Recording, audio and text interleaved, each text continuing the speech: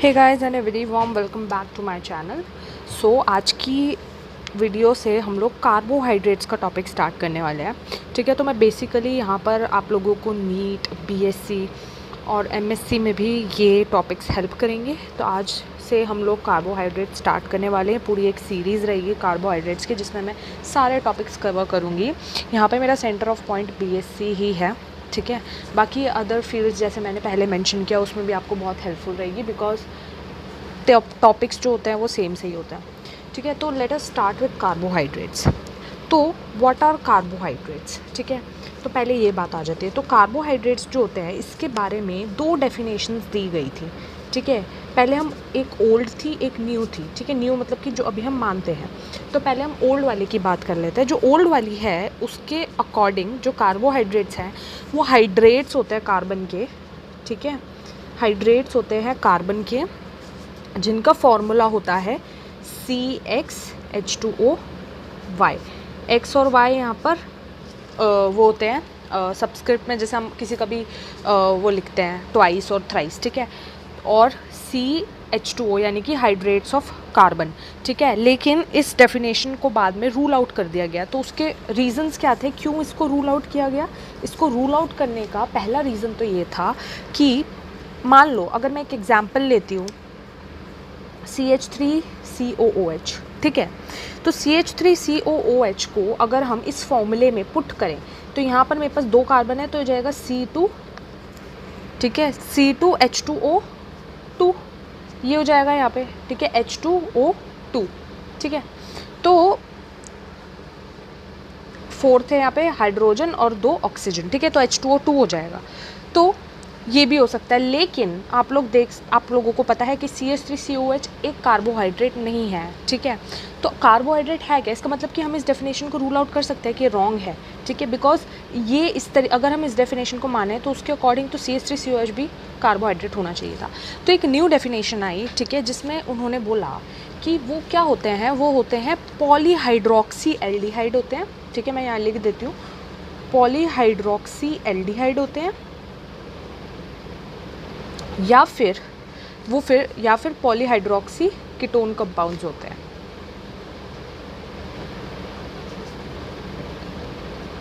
ठीक है, तो जो ऐसे कंपाउंड्स होते हैं जो कि पॉलीहाइड्रोक्सी एल्डिहाइड या पॉलीहाइड्रोक्सी कीटोन होते हैं उनको हम लोग कार्बोहाइड्रेट्स कह सकते हैं, या फिर और they are the compounds that can hydrolyse to give the polyhydroxy aldehyde और कीटोन। कुछ ऐसे कंपाउंड जिनका जब हाइड्रोलिसिस होगा, ठीक है, हाइड्रोलिसिस होगा तो वो पॉलीहाइड्रोक्सी एल्डिहाइड या पॉलीहाइड्रोक्सी कीटोन हमें दे सकता है। ठीक है, तो ये है अब एक्सेप्टेड जो आपकी डेफिनेशन है वो ये वाली है, और यही आपकी बेसिक डेफिनेशन है कि व्हाट आर कार्बोहाइड्रेट्स। ठीक है, अच्छा अब आगे बढ़ते हैं, क्लासिफिकेशन ऑफ कार्बोहाइड्रेट्स। ठीक है, अगर मैं कार्बोहाइड्रेट्स को क्लासीफाई करती हूँ तो बेसिकली कार्बोहाइड्रेट्स को अगर मैं क्लासीफाई करती हूँ तो दो ब्रॉड कैटेगरीज़ में ये क्लासीफाई हम कर सकते हैं।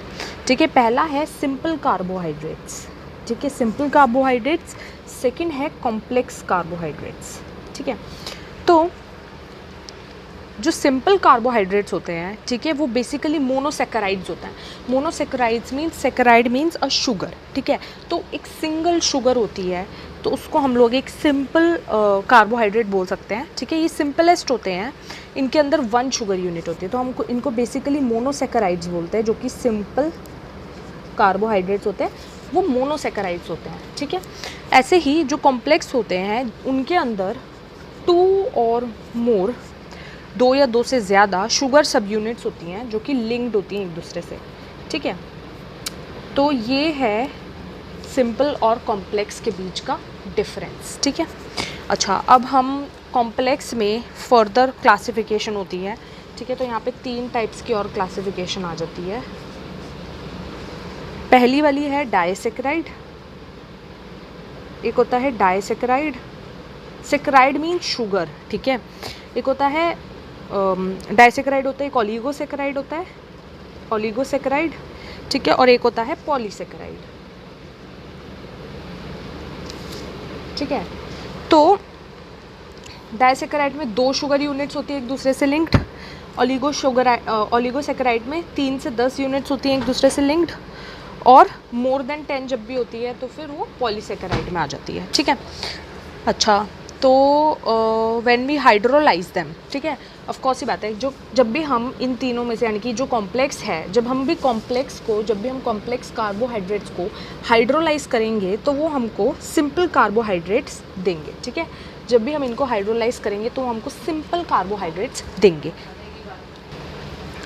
Okay, so let's move forward, ठीक है। तो अब हम लोग मोनोसेकेराइड्स की बात करने वाले हैं।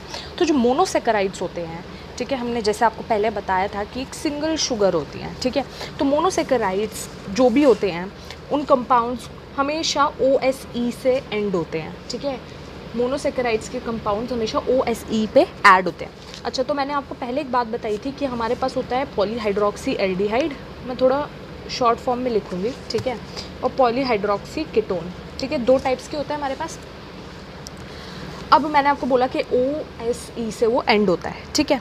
तो जब भी कोई एल्डोज होएगा, पॉलीहाइड्रोक्सी एल्डिहाइड होगा, तो उसमें हमेशा एल्डिहाइड ग्रुप प्रेजेंट होगा। जैसे कि एग्जांपल यहाँ पे हम लेते हैं D positive glucose, D+ glucose. इस पर D क्या है, प्लस क्या है, सब हम आगे बात करने वाले हैं। ऐसे ही पॉलीहाइड्रोक्सी कीटोन होता है D- फ्रक्टोज, ठीक है। तो फ्रक्टोज जो होता है उसके अंदर एक कीटोन ग्रुप होता है और ग्लूकोज जो होता है उसके अंदर एक एल्डिहाइड ग्रुप होता है। अब आपको ये चीज़ आपको पता होनी चाहिए। हम लोग आगे पूरा स्ट्रक्चर पढ़ेंगे, ग्लूकोज कैसे होता है, फ्रक्टोज कैसे होता है, सबके पूरे एक स्ट्रक्चर है, एक पूरा चार्ट है। मैं आप लोगों के साथ चार्ट भी शेयर करूँगी, ठीक है। तो ये पूरा वो है। अब हम लोग आगे चलते हैं कि हम नंबर ऑफ़ कार्बन्स के बेसिस पे भी इसको क्लासीफाई कर सकते हैं, ठीक है। कितने कार्बन हैं उस कंपाउंड में, उसके बेसिस पे भी हम लोग किसको मोनोसेकेराइड्स की ही क्लासिफिकेशन पढ़ रहे हैं हम लोग, ठीक है। मोनोसेकेराइड्स को हम लोग क्लासीफाई कर सकते हैं। तो यहाँ पर होते हैं 3 कार्बन का हो सकता है, 4 कार्बन का हो सकता है, 5 कार्बन का हो सकता है, 6 कार्बन का हो सकता है, या फिर 7 कार्बन का हो सकता है, ठीक है। 3 कार्बन, 4 कार्बन, 5 कार्बन, 6 कार्बन और 7 कार्बन, ठीक है। कितने भी कार्बन का हो सकता है। जो 3 कार्बन का होता है उसको हम ट्रायोसिस बोलते हैं। जो 4 कार्बन का होता है उसको हम टेट्रोस बोलते हैं, ट्रायोस, ठीक है। OSE लगाना है इसके पीछे, टेट्रोस, ठीक है। ऐसे ही ये पेंटोस, ये हेक्सोस, ये हेप्टोस, ठीक है। अच्छा, जब 6 कार्बन होते हैं यानी कि हेक्सोस शुगर्स जो होते हैं, ठीक है, हेक्सोस जो होते हैं उनमें ही ये वाले जो मैंने आपको ऊपर बताए थे पॉलीहाइड्रोक्सी एल्डिहाइड और पॉलीहाइड्रोक्सी कीटोन, ये बेसिकली हम लोगों ने 6 कार्बन वाले से पढ़े थे, ठीक है। जिसके एग्जाम्पल्स होता है फ्रक्टोज और ग्लूकोज, ठीक है। इनके अंदर, इन कंपाउंड्स के अंदर जो है वो 6 कार्बन्स प्रेजेंट होते हैं, ठीक है। अब हम लोग एक बहुत इंपॉर्टेंट टॉपिक पढ़ने वाले हैं जिसका नाम है D&L नोटेशंस। अब हम लोग D&L नोटेशंस के बारे में पढ़ने वाले हैं, जो कि मैंने यहाँ पर लिखा था, ये यहाँ पे लिखा था ना D, ये L नहीं लिखा है अभी, लेकिन एक L भी होता है, ठीक है। तो इन नोटेशंस का हम लोग कहाँ पर यूज़ करते हैं और इनका क्या मतलब होता है, ठीक है। तो मैं इसको समझाने के लिए एक एग्जांपल लूँगी, ठीक है। एक बहुत ही सिंपल एग्जांपल लेते हैं। एग्जांपल है ग्लिसरॉल का, ठीक है।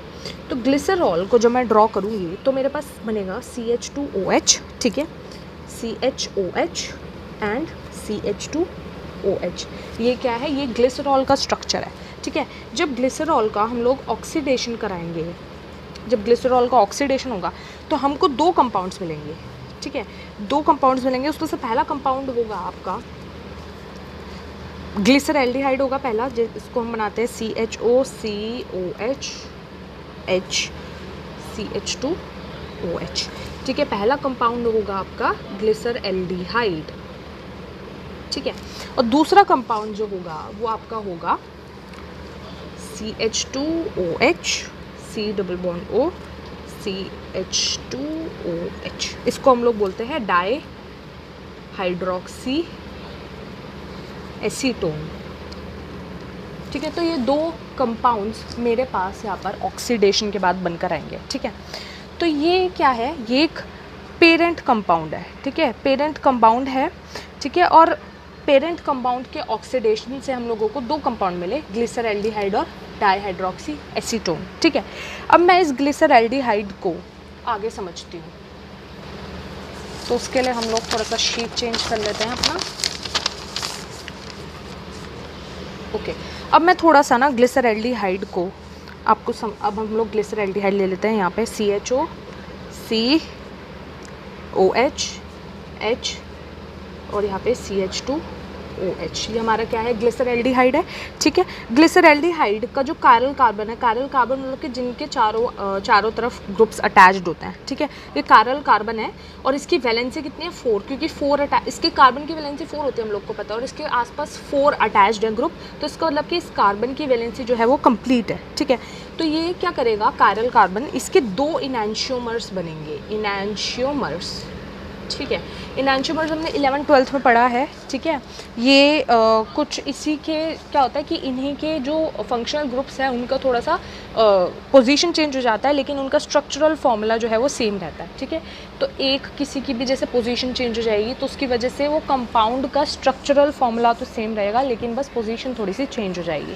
ठीक है, अब क्या होता है कि D और L हम लोग कैसे बता सकते हैं कि जो आपका मान लो अगर OH जो है, OH हम लोग इसमें ना OH को कंसिडर करते हैं, अगर आपका जो OH है, ठीक है, वो राइट हैंड साइड पर है, इस वाले कंपाउंड में राइट हैंड साइड पर है OH। ठीक है, तो जब भी OH ग्रुप जो है वो राइट हैंड साइड पे है, ठीक है, तो उस कंपाउंड को हम लोग बोलते हैं डेक्स्ट्रो रोटेटरी। ये हम लोग 11th-12th में पढ़ चुके हैं, तो आई थिंक आपको इतनी प्रॉब्लम नहीं होगी। और सिमिलरली अगर OH लेफ्ट साइड पे है तो हम उसको बोल देते हैं लीवो रोटेटरी। ठीक है, और उसकी जो शॉर्ट फॉर्म डिनोशन होती है, तो डेक्स्ट्रो रोटेटरी को हम D से डिनोट करते हैं, लीवो रोटेटरी को हम लोग L से डिनोट करते हैं। ठीक है, तो ऐसे ही D ग्लिसरल्डिहाइड, जब ये OH अगर इधर होता, अगर ये मान लो ऐसा कंपाउंड होता है, यहाँ पे H होता और यहाँ पे ऐसे OH होता, तो ये हो जाता L ग्लिसरल्डिहाइड। और पहले क्या था, जब यहाँ पे OH था, यहाँ पे H था, तो यहाँ पे था, ये था D ग्लिसरल्डिहाइड। क्यों? क्योंकि उसमें OH राइट हैंड साइड पे था।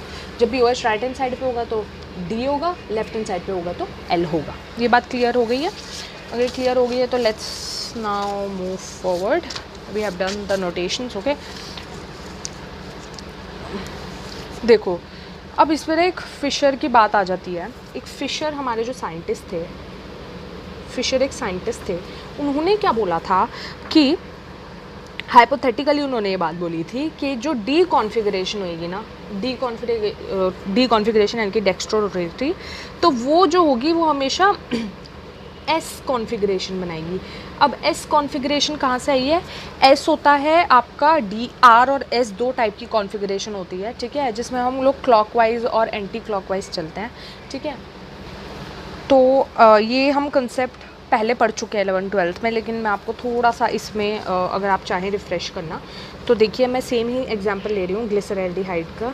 ठीक है, ये कायरल कार्बन है, एक साइड OH है, एक साइड H है, एक साइड CH2OH है। ठीक है, दो जगह ले लेती हूँ। एक बार OH जो है वो राइट हैंड साइड पे है, एक बार मैं OH को लेफ्ट हैंड साइड पे लिख लेती हूँ। OH H CH2OH और CHO। ठीक है, तो अब आप अगर इसमें डिफरेंस देखेंगे तो डिफरेंस सिर्फ एक बार OH यहाँ पर है, एक बार OH यहाँ पर है, ये डिफरेंस है। ठीक है, तो ये क्या होगा, इसमें क्या होता है, एक ऑर्डर ऑफ प्रायोरिटी होता है। ठीक है, ऑर्डर ऑफ प्रायोरिटी क्या होता है कि ये जो है अगर हम मूव करेंगे तो हम यहाँ पर ये जो होगा OH इस साइड है तो हम लोग क्लॉकवाइज मूवमेंट करेंगे। ठीक है, यहाँ पे क्लॉकवाइज मूवमेंट होगा, तो इसीलिए हम लोग उसको R बोलते हैं या पॉजिटिव बोलते हैं। ठीक है, मतलब R बोलते हैं, नॉट पॉजिटिव, R बोलते हैं। ठीक है, तो ये हो जाएगा। पॉजिटिव तो इसलिए होता है कि वो लाइट को किस साइड पे, किस डायरेक्शन में बेंड कर रहा है। जब भी हमेशा डेक्स्ट्रो रोटेटरी होता है तो हम उस पर पॉजिटिव लगाते हैं, बिकॉज वो लाइट को राइट हैंड साइड पे बेंड करता है। और वेयरएज जब भी वो लीवो रोटेटरी होता है तो हम उसके आगे नेगेटिव का साइन लगाते हैं, बिकॉज वो लाइट को लेफ्ट हैंड साइड पे वो करता है, बेंड करता है। ठीक है, तो यहाँ पर इस कंपाउंड को हम लोग बोलेंगे R, बिकॉज ये ऐसे मूव कर रहा है। ठीक है,